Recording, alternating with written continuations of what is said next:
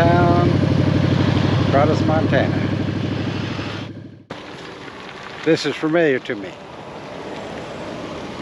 45 years ago, I was a teenager, and we lived on a ranch outside of town.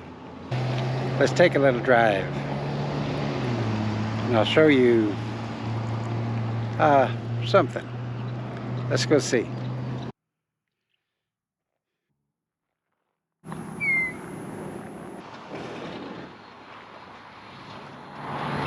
Yeah, this is me, standing in the middle of the prairie, on the side of the road. But this place has a distinction. It is called the Y. If you were coming from this way, from Miles City, 75 miles down the road, you could take a left up here and be in Broadus in 3 miles. If you take a right, 45 miles that way, you'll find Ashland.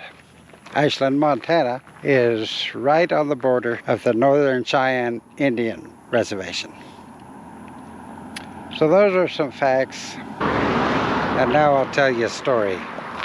I'm 16 years old, and we don't get much culture here in rural southeast Montana, but we did have an excellent 4-H program, and part of that was a student exchange. Now, every year, the teen 4-Hers of Powder River County would hold events and raise money, and then they would travel. A little group of us ended up in Massachusetts, believe it or not. My sister ended up with her group going to Tennessee. And the following year, those kids that we met the year before would get on a bus and they would come to Powder River County, to Broadus, and would be dispersed amongst all the ranchers who had kids in the Teen 4-H Club.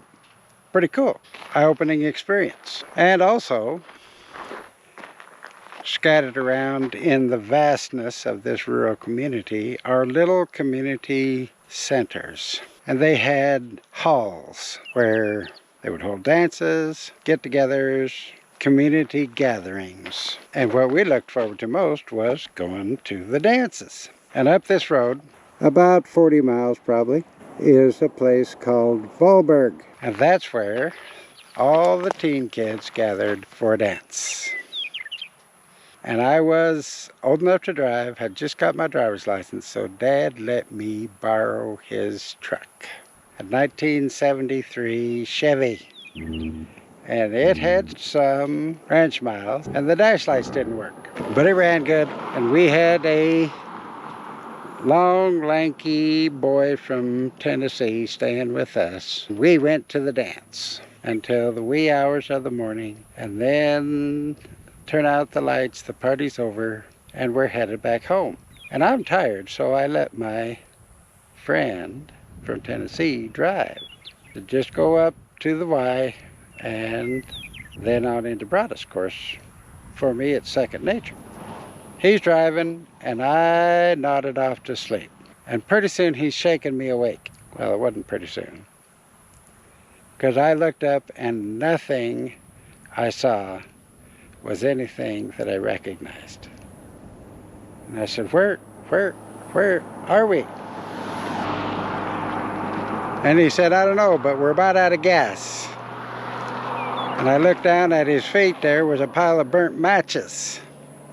And he had been lighting matches so he could see the gas gauge. And I'm going, where are we? And he said, I don't know, but I saw a sign back there that said Northern Cheyenne Indian Reservation. And now it's like 4 o'clock in the morning. It's dark, nothing's open, we're out of gas. Ashland is not the place you want to be late at night. So we turned around, went up on the road, found a little back road, shut it off, went to sleep till daylight, where we could go in and get some gas. I wonder if he still remembers it like I do.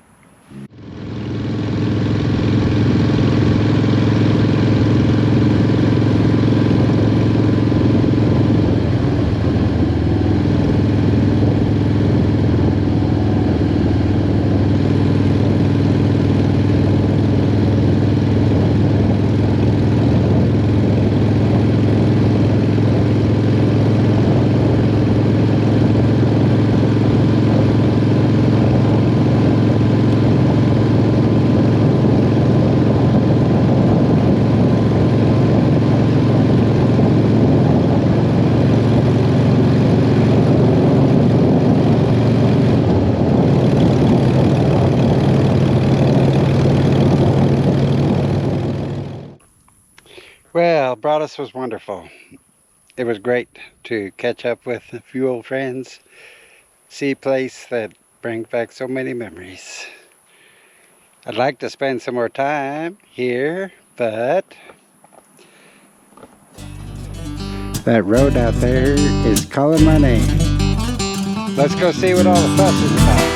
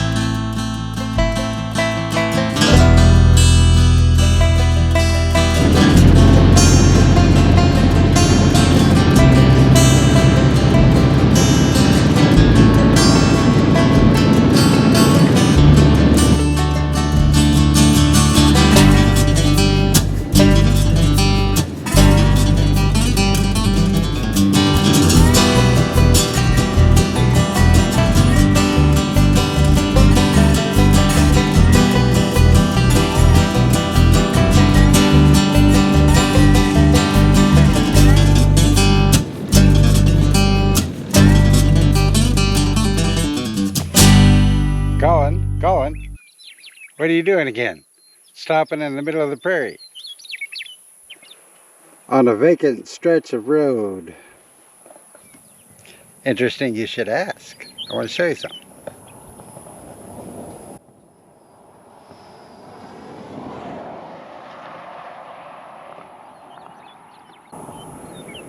You see on the skyline there, those buttes with the red terracotta colored caps. That is actually fired clay. You see, this whole region is known in geological terms as the Powder River Basin. And at the time when waters covered the earth, all of this area was an inland sea. I remember climbing to the tops of those back when I was a kid, and you can find seashells up there. That red terracotta layer there is remnants of what happened after a ancient coal seam caught on fire. It fired the clay, turned that into terracotta. You see those outcroppings, especially on that one right there. At some point in history, when the waters receded and erosion happened, all the rest of the terrain here made its way down the watershed and ended up in the Louisiana Delta of the Mississippi River. So at one point in time, ground level was at least above that red terracotta layer somewhere. And if you listen, you can hear the meadowlark singing. So let's go.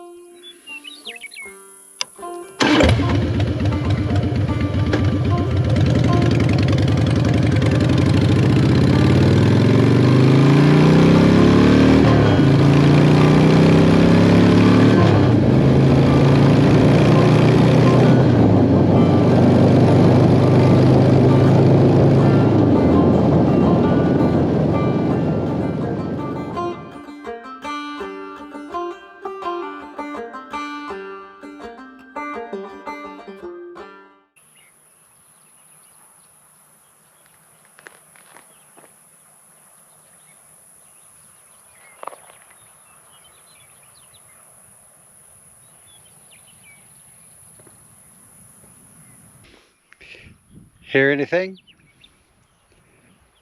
Yeah, me neither. But a small community called Beebe once existed in this remote, sparsely settled country. It owed its existence to A.J. Maxwell, owner of the Deadwood Stage Line. Maxwell established a stage station here where the Simonson Patterson Cattle Company had a cow camp. Stations offered a quick exchange of horses and a brief respite for passengers. The stage road, completed in 1880, connected Fort Keogh near Miles City and the mining camp of Deadwood, South Dakota. We was just there.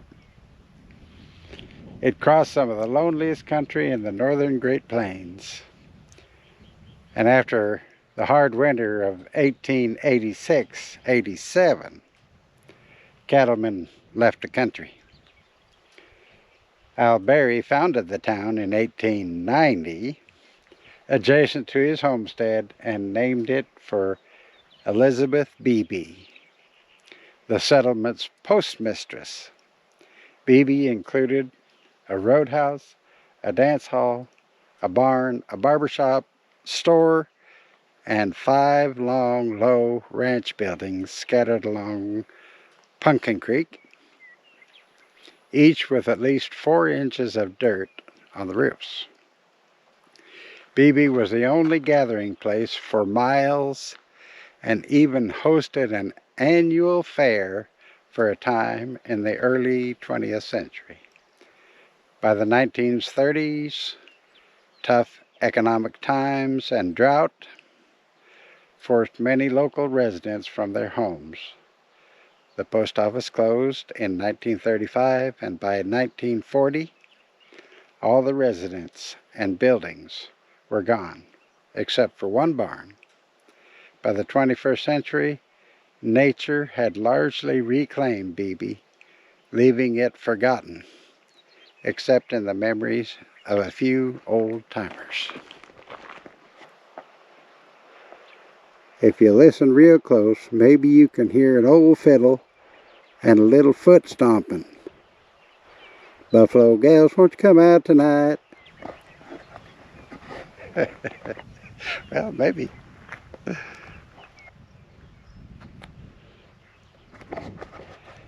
Oh, Slimbo, he don't care much about this history stuff.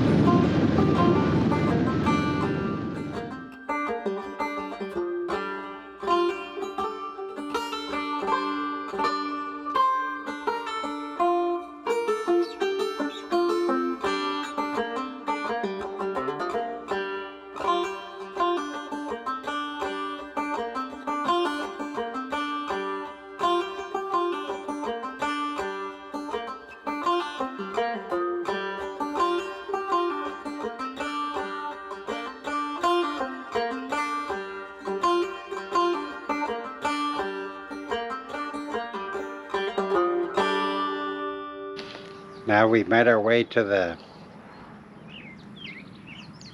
I would say, the mighty Yellowstone, but is it the mighty Mississippi? The mighty Missouri? So if it's the mighty Mississippi and the wide Missouri, it's got to be the beautiful Yellowstone.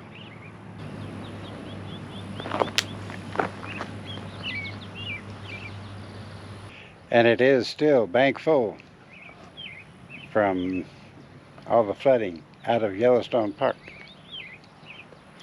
We are near Rosebud, Montana.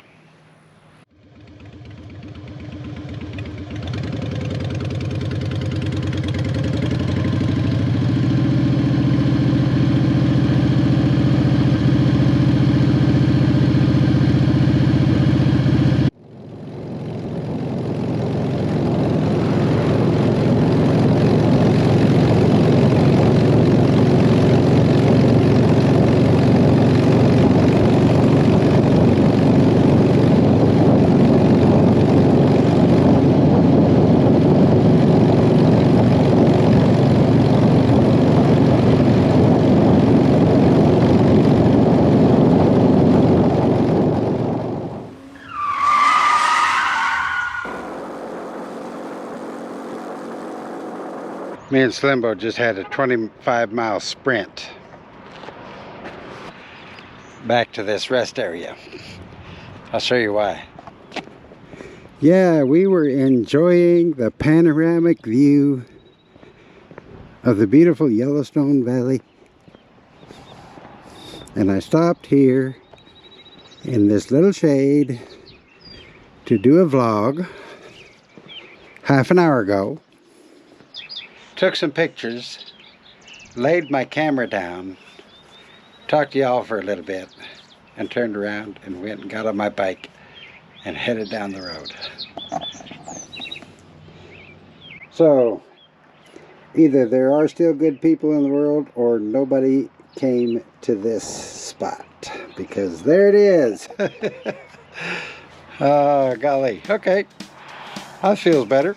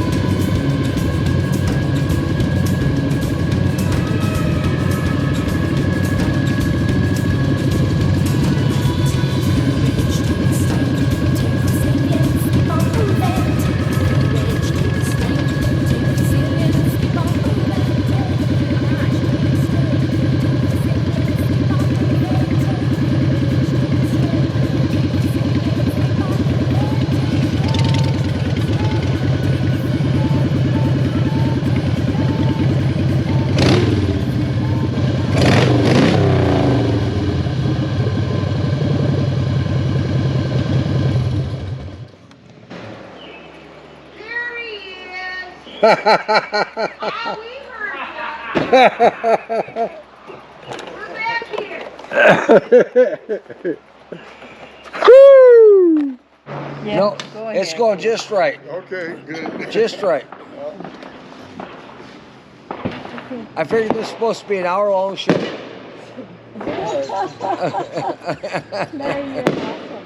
Does he need a flashlight out there? Helping along? No, he's doing fine. Okay. Oh, shit.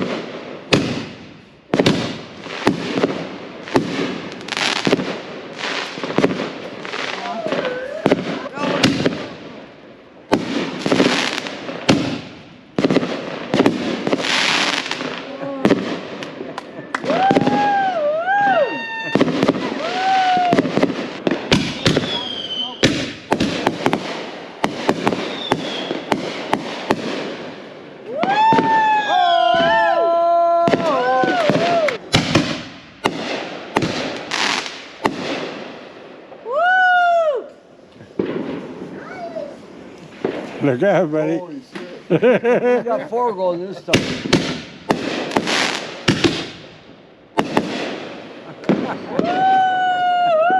Good job, Nate.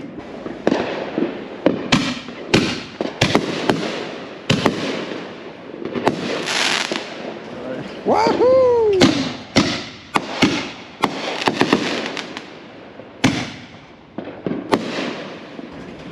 Woohoo! Oop, here we go. 4 and 5 now.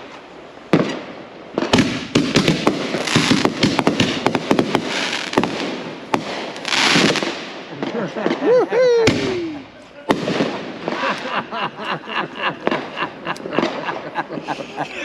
Boy.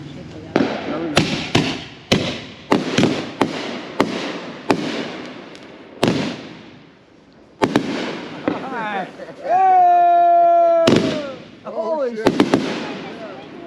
Woo!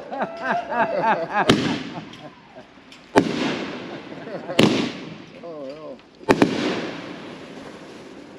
All right. Oh, fuck. Still going. Larry. What? What?